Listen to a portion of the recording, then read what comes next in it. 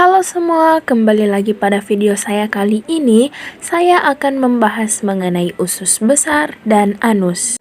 Pertama kita bahas mengenai usus besar atau biasa disebut dengan rektum. Nah, sebelumnya kita bahas mengenai pengertian usus besar. Usus besar atau kolon dalam anatomi adalah bagian usus antara usus buntu dan rektum. Usus besar terbagi menjadi cecum, kolom, dan rektum. Kolon terdiri dari kolon menanjak atau ascending, kolon melintang atau transverse, kolon menurun atau descending, dan kolon sigmoid. Bagian kolon dari usus buntu hingga pertengahan kolon melintang sering disebut dengan kolon kanan, sedangkan bagian sisanya sering disebut dengan kolon kiri. Berikut adalah gambar rektum. Panjang rektum kurang lebih 1,5 meter. Terdapat jonjot-jonjot walaupun lebih sedikit untuk memperbesar permukaan. Usus besar mengandung sejumlah besar bakteri. Bakteri baik harus seimbang dengan bakteri jahat. Fungsi rektum menyelesaikan pencernaan melalui proses peragian dan sintesis vitamin B dan K, atau yang hanya diserap bila terdapat asam empedu. Sisa makanan dikeluarkan sebagai tinja melalui poros usus kira-kira 20 jam setelah makan. Berikut adalah gambaran dari rektum. Lanjut pembahasan mengenai rektum. Karakteristik utama pada sekum, kolon, dan rektum tidak membentuk villi dan memiliki kelenjar yang panjang dan berbentuk tubuli sederhana.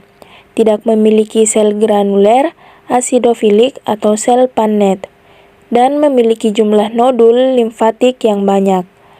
Gambaran histologi usus besar secara umum mengandung kripta liberkuh yang memiliki panjang dan lebih lurus pada tunika mucosa dibandingkan dengan usus halus. Epitel usus besar berbentuk silinder dan mengandung jauh lebih banyak sel goblet dibandingkan usus halus. Nah, rektum. Rektum adalah bagian terakhir dari kolon, menghubungkan kolon sigmoid di atas dan anus di bawah. Rektum menyimpan feses sampai dikeluarkan dari tubuh. Secara anatomi, rektum terbentuk dari vertebrae sacrum ketiga sampai garis anorektal. Secara fungsional dan endoskopik, rektum dibagi menjadi bagian ampula dan sphincter. Bagian sphincter disebut juga anulus hemoroidalis, dikelilingi oleh musculus levator ani dan fascia Schölli dari fascia supraani. Selanjutnya kita masuk pada pembahasan anus. Langsung saja, pengertian dari anus itu sendiri merupakan lubang pada ujung saluran pencernaan. Dari lubang ini, sisa-sisa makanan yang tidak dicerna dan dipakai dikeluarkan. Anus adalah sebuah bukaan dari rektum ke lingkungan luar tubuh. Pembukaan dan penutupan anus diatur oleh otot sphincter. Feses dibuang dari tubuh melalui proses defekasi atau buang air besar atau BAB, yang merupakan fungsi utama anus. Fungsi anus yaitu sebagai lubang pengeluaran sisa pencernaan oleh proses defekasi, tempat penyimpanan sementara feses, dan mengontrol pengusiran kotoran yang tidak diinginkan semi padat materi yang dihasilkan selama proses pencernaan. Selanjutnya kita masuk pada struktur anus.